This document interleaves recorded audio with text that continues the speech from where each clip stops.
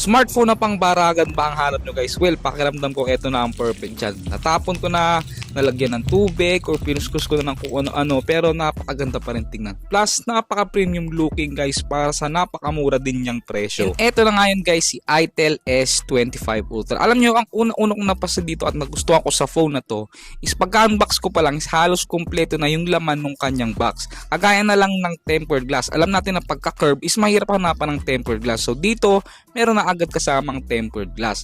Plus meron na rin kasamang jelly case at syempre yung kanyang charging cable at yung kanyang charging brick. Plus yung syempre yung napakagandang unit na to na si S25 Ultra na napaka-premium looking din talaga. Ako nga nagsabi sa inyo guys, pag nakita nyo sa in person, mapapawaw kayo sa ganda ng phone na to. Unang-una ko nagustuhan dito guys, meron na agad siyang 6.78 inch curve AMOLED display na may 120Hz of screen refresh rate.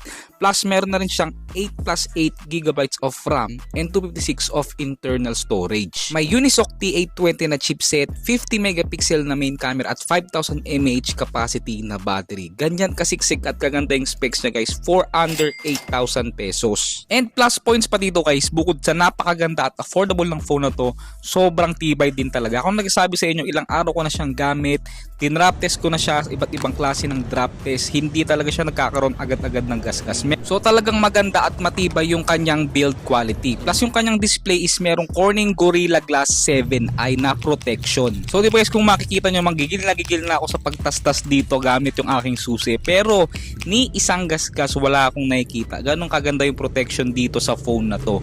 Plus meron na rin pala itong IP64 dust and splash resistance. So kahit accidental lang matapunan ng tubig, safe na safe. And mataas din na IP rating yan para sa ganito kamura na smartphone. So good thing yan na may mga ganitong klase na protection itong phone na to. And meron na rin pala itong 50 megapixel na main camera. And kung titignan nyo, sobrang gaganda rin ng quality ng aking mga kuwat. Hindi rin kayo bibiguin. So in short guys, for 7,999, sobrang ganda at sobrang sulit ng phone na to. At talagang sulit na sulit din yung perang gagastusin nyo dito. And by the way guys, abangan nyo pala yung full review ko sa phone na to.